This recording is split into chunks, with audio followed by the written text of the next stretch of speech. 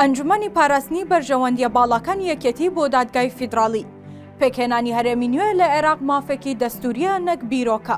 ڕاگەیەندراوێک لە ئەنجومەنی پاراستنی بەرژەوەندیە باڵاکانی یەکێتی نیشتمانی کوردستانەوە لەبارەی لێدوانی بەڕێز سەرۆکی ئەنجومەنی باڵای دادوەری عێراق پێویستە فراکسیۆنی یەنەکە لە پەرلەمانی عێراق لە پاڵ فراکسیۆنە کوردستانیەکانی تردا هەڵوێستێک بکەن لەسەر لێدوانەکانی ڕۆژی 18/2/2024 بەڕێز سەرۆکی ئەنجومەنی باڵای دادوەری عێراق دادوەر فایق زێدان لەبارەی پێکهێنانی هەرێمی کوردستان و پێکهێنان و دروستبوونی هەرێمی نوێی فیدراڵی لە عێراقدا.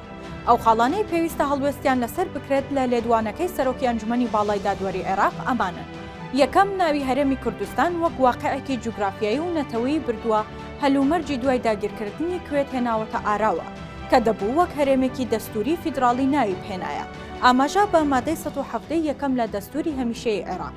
دووهەم، هەرێمی کوردستان بە بارێکی تایبەت ناودەهێنێت و دەیبەستێتەوە بە دانپێدانانی سەرجەم ڕۆڵەکانی گەلی عێراق نەک بە قەوارەیەکی یاسایی چەسپی و لە دەستوری هەمیشەی عێراقدا.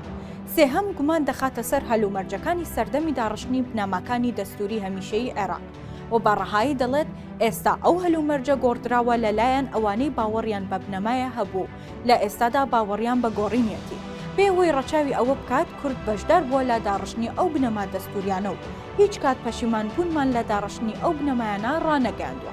چوارەم، بیرۆکەی پێکهێنانی هەرێمی نوێ لە هەر ناوچەیەکی عێراق ڕەت دەکاتەوە بە هەڕەشەی دادەنێت لەسەر یەکگرتووی و ئاسایشی عێراق بەبێ ئەوەی ڕەچاوی ئەوە بکات کە پێکهێنانی هەرێمی نوێ لە عێراقدا مافێکی دەستوریە نەک بیرۆکە. ئەو مافە بە مادەی 117 و 118 و 119 چەسپێنراوە و بە یاسای ژمارە 13 ساڵی 2008 ڕێکارەکانی دانراوە.